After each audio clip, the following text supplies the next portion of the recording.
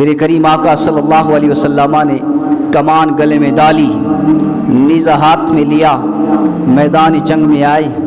اس وقت مسلمانوں کی تعداد 1000 تھی۔ میدان بدر میں مسلمانوں کی تعداد 313 تھی اور کافروں کی تعداد 1000 تھی، اور جنگ احد میں مسلمانوں کی تعداد 1000 تھی اور کافروں کی تعداد 3000 تھی۔ میرے کریم آقا صلی اللہ علیہ وسلم نے اس جنگ کے موقع پر بھی مشورہ لیا کہ جنگ شہر کے اندر، مدینہ طیبہ کے شہر میں رہ کر دفاع کیا جائے، لڑی جائے، یا شہر سے باہر نکل کر لڑی جائے۔ تو کچھ لوگوں نے کہا کہ شہر کے اندر رہ کر لڑی جائے، اس لیے کہ جب ہم شہر کے اندر ہوں گے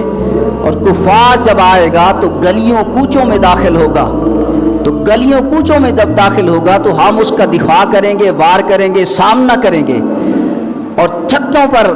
عورتیں اور بچے کھڑے ہو کر ان پر تیر چلائیں گی، پتھر برسائیں گی،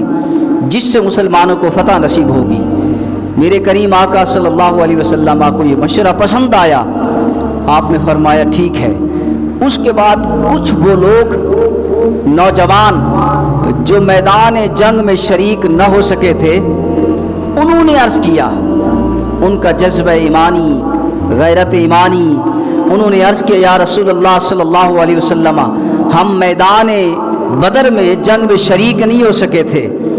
لہٰذا ہم چاہتے ہیں کہ شہر سے باہر نکل کر جنگ کیا جائے تاکہ ہم اس جنگ میں شریک ہوں۔ میرے کریم آقا صلی اللہ علیہ وسلم نے جب ان نوجوانوں کے جذبات کو دیکھا تو حضور نے فرمایا چلو شہر سے باہر جا کر جنگ کرتے ہیں۔ تو اس بات پر عبداللہ بن ابی، وہ بڑا منافق تھا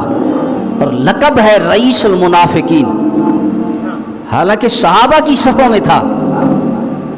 اور یہ مشہور و معروف شخص ہے عبداللہ بن ابی، بڑا منافق تھا۔ جب اس جنگ کی طرف، اس احد پہاڑ کی طرف جانے لگے،